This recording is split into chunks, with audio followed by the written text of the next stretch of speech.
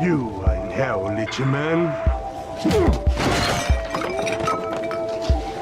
And I am the devil. Radio Free Smith episode 395. And this time around, it's something of a momentous occasion because I finally have cause to utilize one of the most ancient Gothic Metal Maniac drops that I've been sitting on for years. Well, folks, this is not under the circumstances I wanted to make videos for you. I finally got to do a well, folks. I mean, that doesn't happen every day. But yeah, Jürgen Bartsch from Bethlehem passed away not too long ago, and it's finally kicked me in the butt enough to actually make the Bethlehem episode, which I have been planning on covering them for years, because I'm not a big fan in general of the DSBM, which I'm assuming you probably know what that acronym stands for, but if you don't, it's depressive... self-termination. I'm a cybernetic organism, living tissue over metal endoskeleton. Black metal. But Bethlehem would be one of the notable exceptions, along with S.U.I.Z.I.D, Nictalgia, maybe Silencer if I'm in a particularly good mood. You see, most of that stuff, the emotional frequency that these guys are channeling is along the lines of, I'm gonna be hanging from the bathroom! Don't ask me to do nothing! Stop whining. and that just doesn't really appeal to me. I mean, life's already depressing enough. But Bethlehem, they're coming more from a place of, your life is nothing.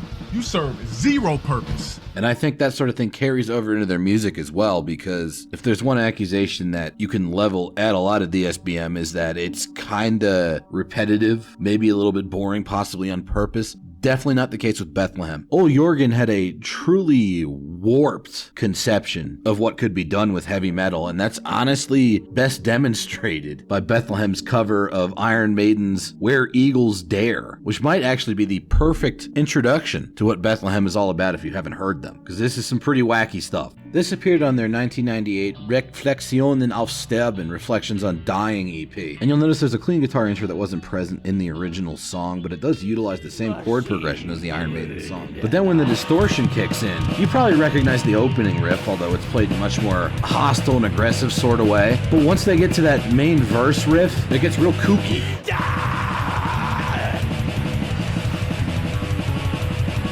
Like, yeah, the ghost in the Iron Maiden riff is there, but it's been so tormented. Speaking of which, the vocals,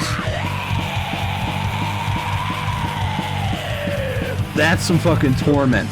And they go into the chorus. Again, you can tell, if you're really familiar with the Iron Maiden song, that this is a cover of Where Eagles Dare, but they've taken it from triumphant power metal to this almost parodic depiction of self-hatred and misanthropic contempt for the entire world. This might actually be my favorite cover song done by any band, because it's an absolute desecration of the original, but in a really interesting way. I mean, look at this nihilistic collapse after all that distortion and fast, furious fucking black metal, you guys. This weird fucking ambient narration shit. It's just such a depraved thing to do to a classic metal song. It becomes admirable in all of its black metal hatefulness. And it gets you thinking, okay, if that's what it sounds like when they cover an Iron Maiden song, what the fuck is their original material gonna sound like? You can hear a little bit of pretty much every aspect of the black metal era of Bethlehem going on in that song. You know, the weird shifts between clean guitar and distorted guitar, the absolutely frenzied displays of anger and despair, the fucking bonkers vocals. And it is worth noting that this episode is specifically about the black metal era of Bethlehem, okay? The first three albums, black and white, monochromatic, horse skeletons, none of that Sissy ass pink panty wearing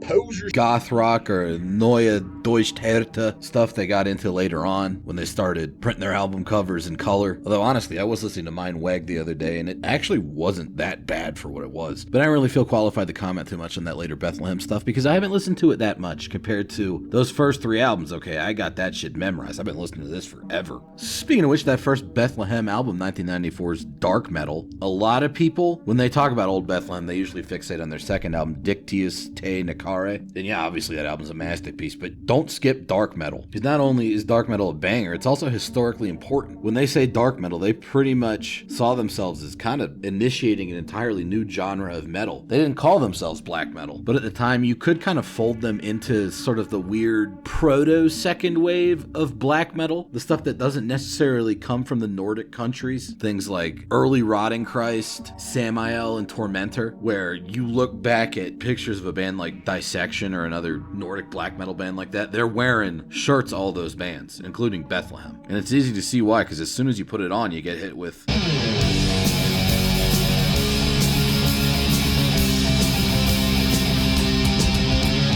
An interesting update to the kind of classic black metal stutter strum of mid-80s Bathory, to which then is added an appropriate guitar harmony.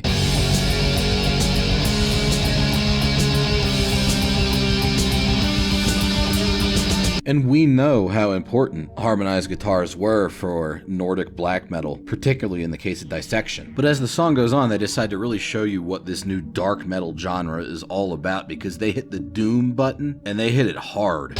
And they do that coming right out of the faster riff you just heard. It's a very nihilistic, almost purposefully hateful way of composing songs that was pretty much unique to Bethlehem at this time. This is dark metal. And because it's Bethlehem, they also bring in a clean guitar version of that same kind of doomy riff, which is even more mournful and depraved sounding, and also allows the bass guitar to really breathe, in addition to the drums, which I gotta think that loud-ass drum sound was definitely an influence on early Catatonia. Speaking of those drums, the song doesn't ever really speed back up to where it was at the beginning, but towards the end, those drums start to get a lot more aggressive, almost Dave Lombardo-esque. Like this right here, that's called a ride cymbal, Lars, but with that mechanistic, almost danceable beat that keeps looping back around to the double basses, combined with these very winding, expansive sort of melodies, even come from the bass guitar there. It feels like a uniquely Bethlehem distortion of a classic sort of Slayer break, in the same way that they desecrated the corpse of that Iron Maiden song. As you could probably tell, there's a hefty doom component to whatever the fuck dark metal is. And in fact, Bethlehem ended up getting signed to Red Stream Records, which is kind of famous nowadays for being the label that essentially introduced the world to funeral doom via skepticism. Now, Bethlehem themselves, they aren't quite funeral doom, but especially on dark metal, they have a lot of overlap with the genesis of that style. There's maybe too many fast parts for them to be considered proper funeral doom, but even during the fast parts, the way that the drummer constructs his beats around the flowing guitars has a distinct funeral doom tinge to it. Like this bit of dark metal right here,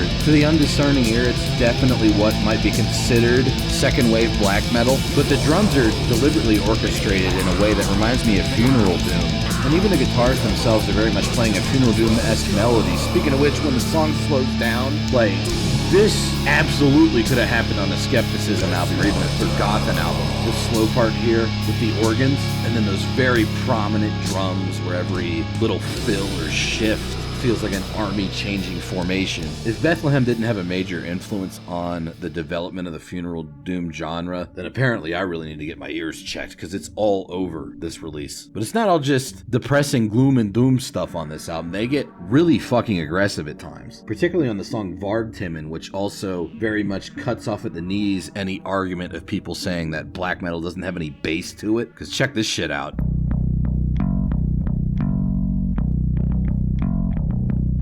Like, fuck me, dude, that's heavy as fuck. This sort of repetitive bass throb would be another major distinguishing factor for Bethlehem going forward. A lot of their songs are really built around bass guitar in a way that is not normal for typical black metal. And then here you also have an early example of their very abrupt shifting between clean and distorted guitar, as well as heavy utilization of negative space, another major trademark for them going forward. Real dynamic mode of song composition. I love the lead guitar here kind of expanding upon that clean bass guitar melody from that interlude part earlier on. And Andreas' vocals on this release are definitely notable in how dark and hateful they sound. He would later go on to start the band Paragon Belial, but when we're talking about Bethlehem vocalists, if we're talking about people that listen to the show primarily for dopamine hits due to confirmation bias, they're all screaming at me right now, like, talk about the second album, the vocals on that album, they're insane. And yeah, they are. Reiner Landfermann's vocals are perhaps exclusively the reason amongst more mainstream black metal listeners that Bethlehem are considered an essential DSBM classic band nowadays. So we might as well jump into that second album of theirs, Dictius Te Necare, which essentially translates from Latin as, You should kill yourself now. see, I can't be racist. Look at my African American over there. But yeah, if you haven't heard Dictius Te Necare, if you don't know what you're in for with these vocals, fucking brace yourself.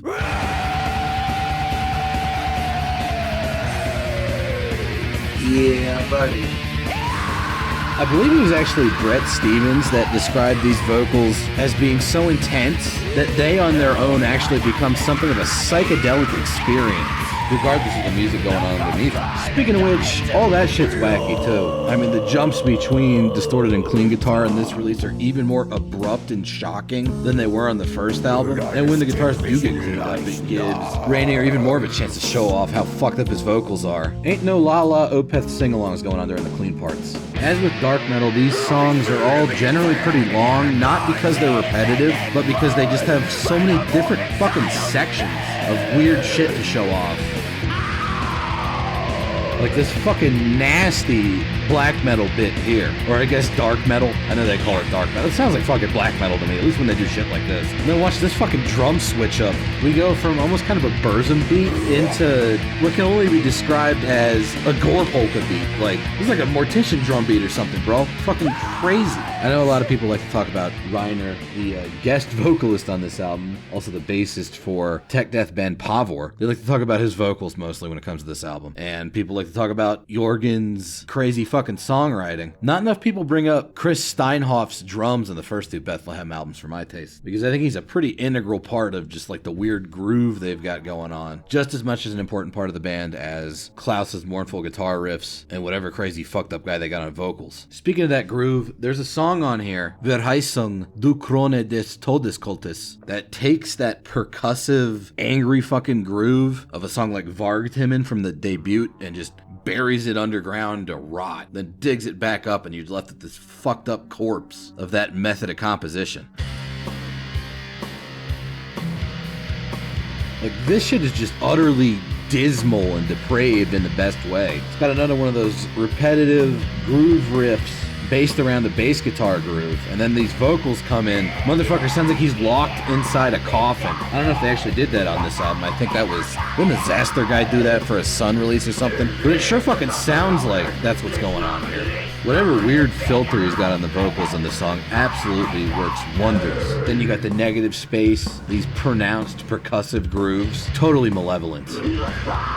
And when they jump back into the main riff, they're really drilling that shit into your skull. This is probably the most ambient-oriented percussive groove riff that I've ever heard. But in the second half of the song, they really take flight with variations, kind of spinning these winding melodies off of that central pulse, with the drums and the bass guitar almost kind of doing a Joy Division-esque backing to it. And then you get the nihilistic conclusion, which is just a cappella Bethlehem, I guess. It's all vocals, or it's mostly all vocals. Eventually drums come in and you get this like crazy fucking weird narration. I don't know what the fuck he's talking about, even if I could speak German. Bethlehem's lyrics are just so fucking weird, oddly personal, couched in metaphor that it probably isn't going to make sense to most people outside of fucking Jürgen himself. Like, the first Dictius Te Necare song I played on this episode was entitled Schatten aus der Alexanderwelt, which means shadows from the Alexander world. The Alexander world is a personal nightmare of Jürgen's that he had repeatedly experienced since he was a child, where he was in some kind of fucked up, dingy ass room, probably looked like something out of the video game Condemned, that just had like a rocking horse, all decayed and nasty looking, going back and forth without anybody riding on it. That's where all the